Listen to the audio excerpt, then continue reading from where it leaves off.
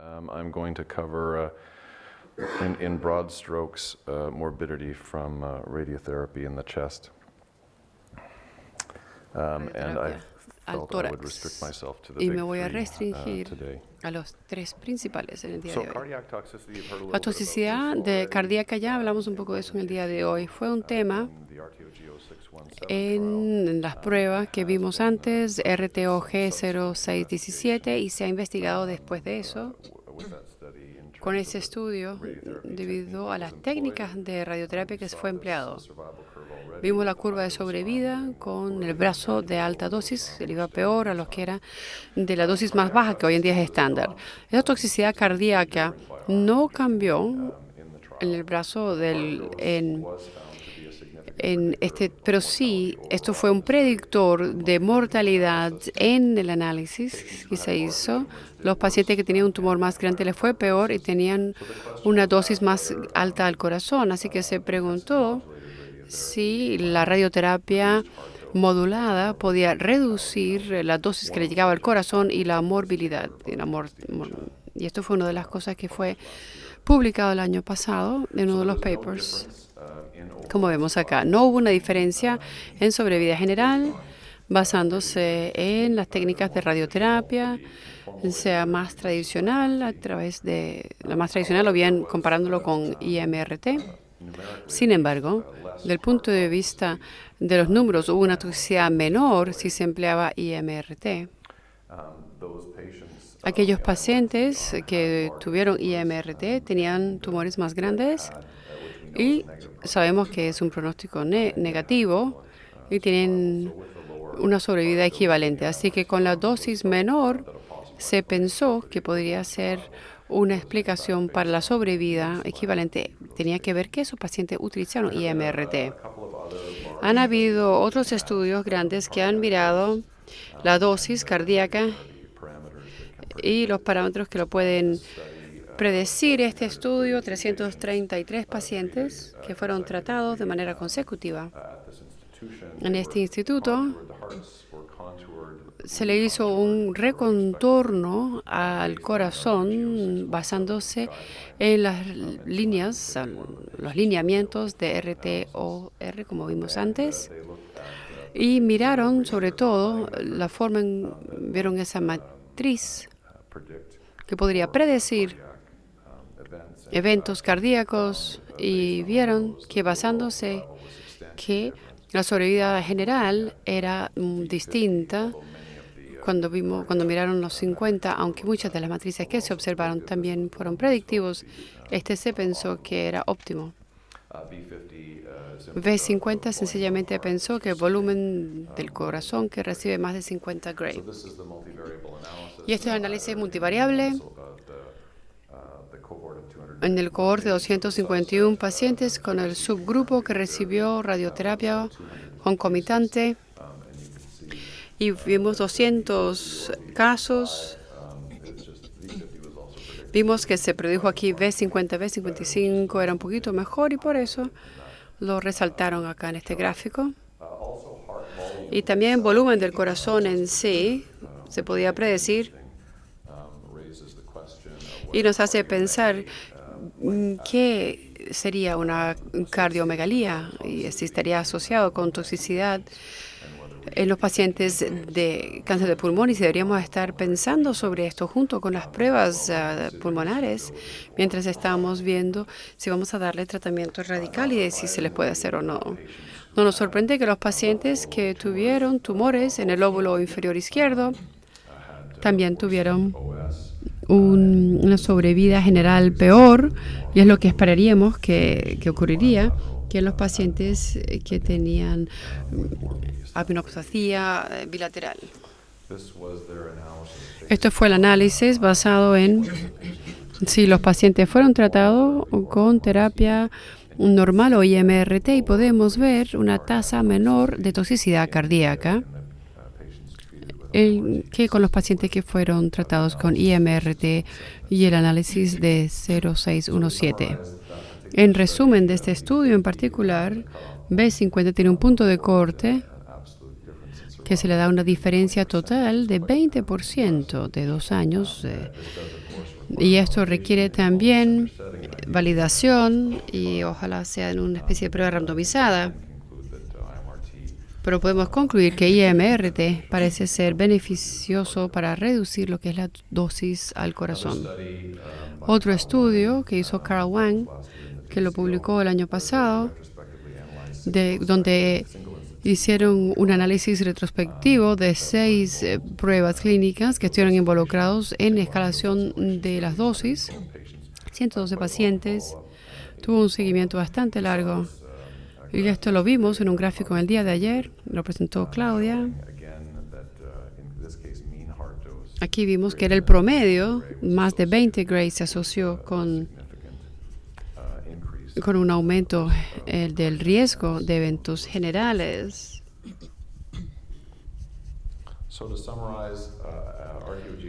Para resumir, RTOG 0617 resaltó la importancia del volumen y la dosis y la mayoría de estos parámetros están asociados con una morbidad y mortalidad. Y parece que B50 eran parámetros bastante razonables cuando hicimos estudios prospectivos para el futuro.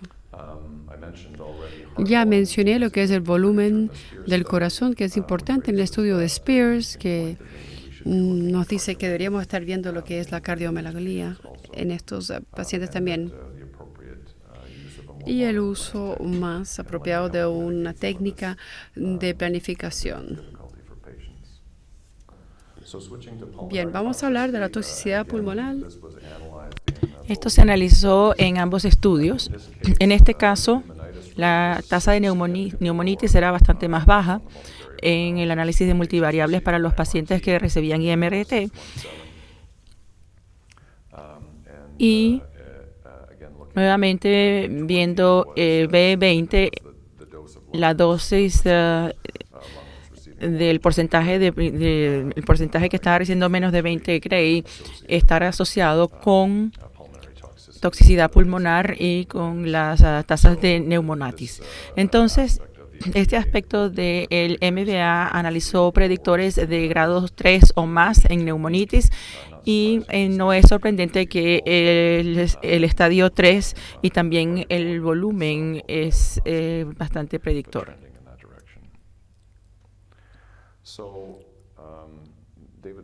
David Palma es un amigo mío y trabaja cerca de la universidad donde yo trabajo y ha publicado 2 trabajos que yo considero los de referencia, tanto para la toxicidad pulmonar y también del esófago. En este metaanálisis entre Canadá, Estados Unidos, Europa y Asia, más de 800 pacientes de 2 instituciones que tenían quimioradioterapia para enfermedades estadio 3 se dividieron aleatoriamente en conjuntos de adiestramiento y validación. Se vieron distintos factores tumorales para evaluar la predicción del riesgo de la neumonitis. Y los factores que se analizaron para la terapia de radiación eran los típicos B5, B20, la dosis media, la dosis por fracción. Y también vieron la dosis media por pulmonar y estos no fueron considerados como predictivos. Aquí en el conjunto de entrenamiento vemos que en la métrica que hemos conocido ya durante décadas es un predictor de neumonitis y es bastante predictor.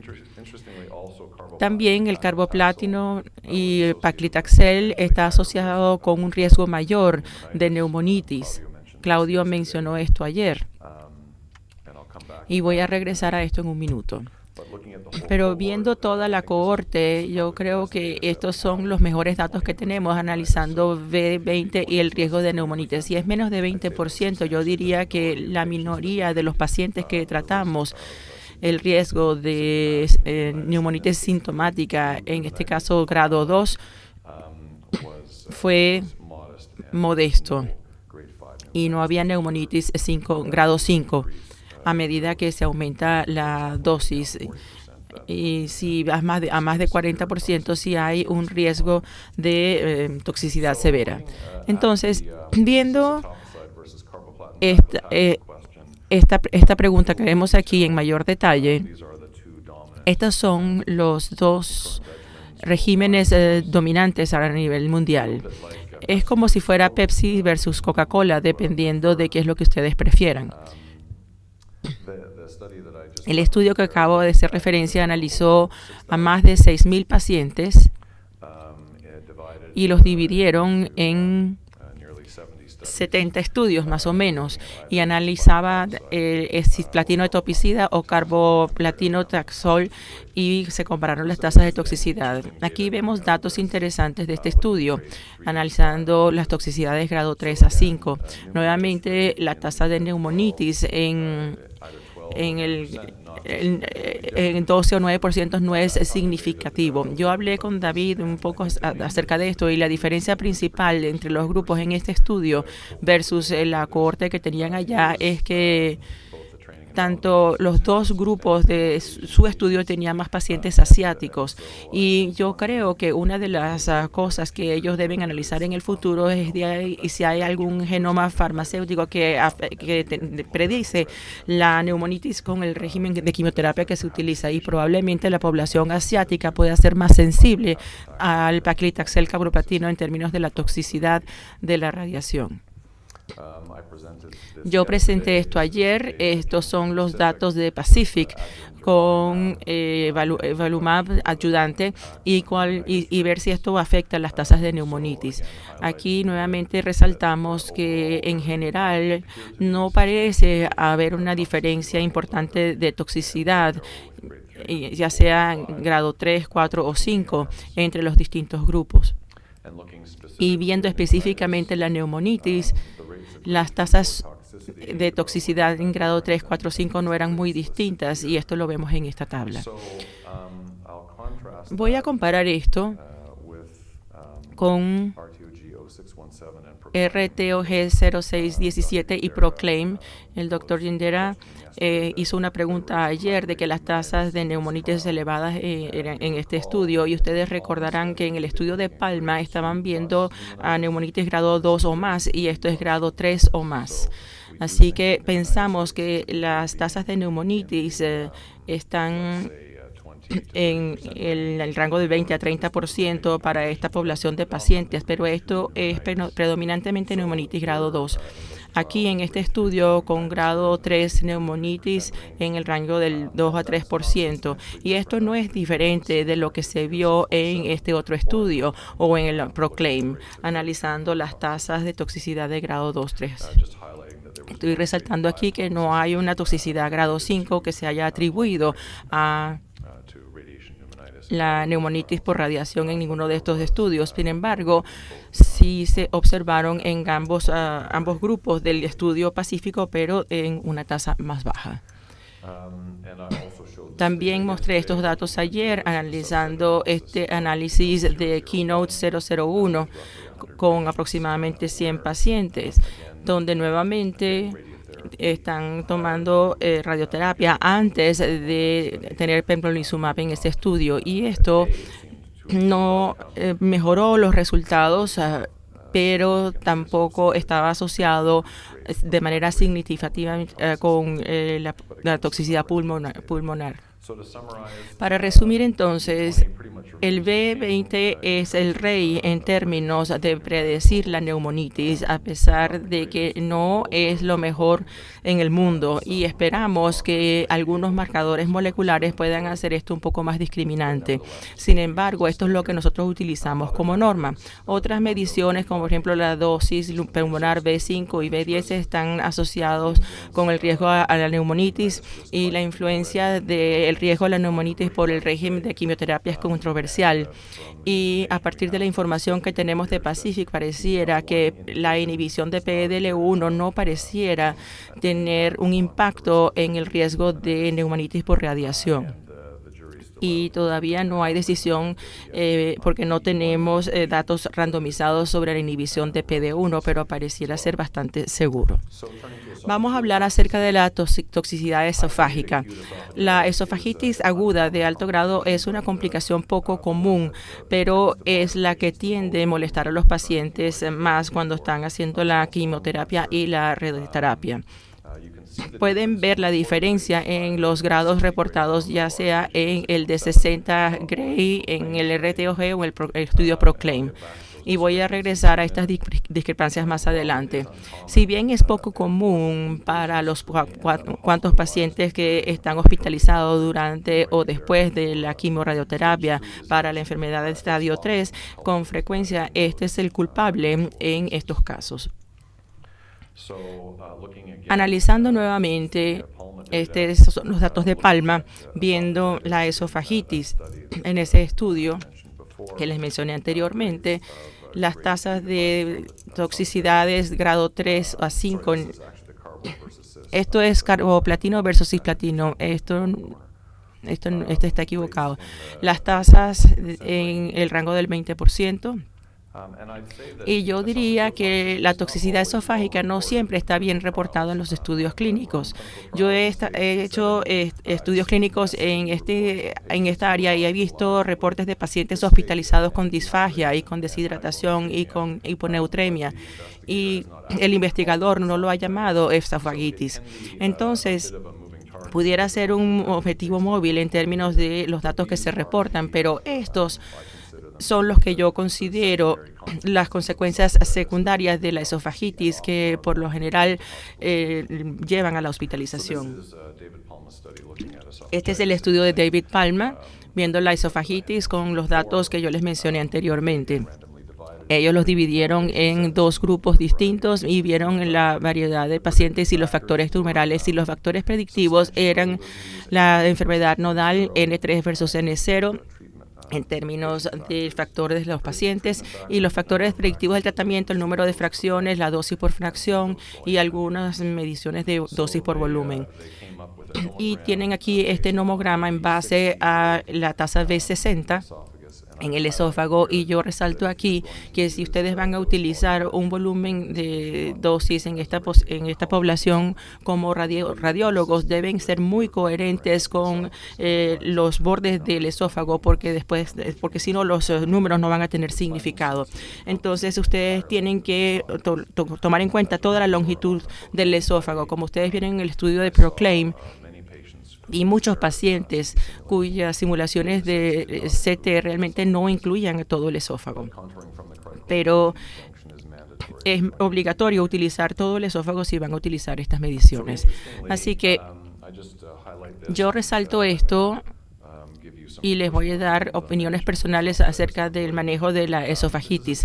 Este es un estudio de el grupo holandés y ellos tuvieron un cambio en la manera de tratar a sus pacientes. Ellos tenían 232 pacientes que fueron recolectados para este estudio.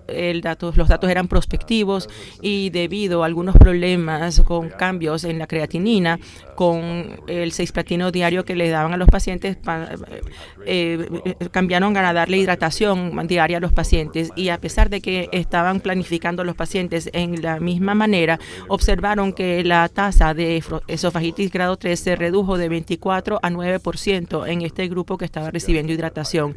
Sugiere que hidratar a los pacientes quizás ayude a tener el tratamiento completo con menos toxicidad. Esto confirma mi sospecha y confirma también mi enfoque.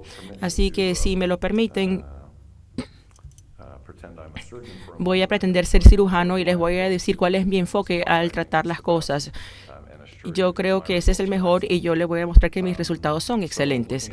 Así que, viendo la esofagitis en estos pacientes, así es como yo enfoco a los pacientes, porque esto es la causa principal de hospitalización. Así que cuando yo los encuentro la primera vez, yo enfatizo desde el primer día la importancia de mantener la hidratación durante el tratamiento. Esto es para los pacientes y para las familias también. Los evalúo para la historia de HERD y mi experiencia, yo no he visto ningún trabajo que estudie esto. Los pacientes que tienen esofagitis temprana, es decir, en las semanas 2, 3 o 4 del tratamiento, típicamente tienen una historia de reflujo o un reflujo subclínico. Y si tienen algún síntoma, yo los coloco en inhibidores de bomba antes de empezar el tratamiento. Yo he visto pacientes que si los empiezan a utilizar PPI antes del tratamiento, inmediatamente van a evitar los síntomas. Le recuerdo a los pacientes la importancia de mantener la hidratación frecuentemente, y esto es por la reacción de fisiología que les doy a los pacientes, que les explico que tienen que automonitorearse, y eso es muy importante. Yo les digo que si hacen pipí y está amarillo, están deshidratados, y si está bastante transparente, están bien. Y después yo reviso también la ingesta de cafeína, porque si tienen 7 tazas de cafeína, su orina siempre es transparente. Entonces, cafeína no es una buena idea cuando están haciendo radiación y quimioterapia. Les explico también los fluidos y líquidos que van a ayudarles, y la manera de decirlo es que, bueno, imagínense que tienen un raspón si ustedes colocan agua, va a doler, y si colocan algo salado también va a doler. Si van a colocar algo cremoso, va a ser mejor, y entonces entro en el concepto de lo salino y cómo esto ayuda también. Y químicamente es compatible con la química del cuerpo también. Y también los enseño a hacer la sopa salina, que les voy a mencionar más adelante. Y en el primer signo de esofagitis, yo involucro los servicios del nutricionista para ayudarles, y yo tengo un umbral muy bajo para empezar la hidratación en estos pacientes, y yo creo que el estudio que les mencioné anteriormente lo dice. Sugiere los beneficios de esto. Y puedo decirles que la frecuencia con la que veo a los pacientes para esofagitis se pareciera va a ser bastante baja. ¿Qué es la sopa salina? Bueno, yo les digo a los pacientes lo siguiente: tienen una taza de agua, 250 mililitros, y una cucharadita de sal. Eso es más o menos lo que les digo, que tienen que mezclar la sal, y si la sal es bastante buena, entonces esto lo que puede hacer es mantener el nivel de hidratación bastante bueno. Para resumir, entonces, hay varios parámetros de dosis y volumen que son predictivos. Como les dije, el uso del esófago completo en la evaluación es esencial. Tienen que hacer todo el estudio completo. Hay un protocolo para la simulación que cubre todo el esófago. Yo creo que B60 es una medición confiable, y después de 15-20% deben empezar a preocuparse y deben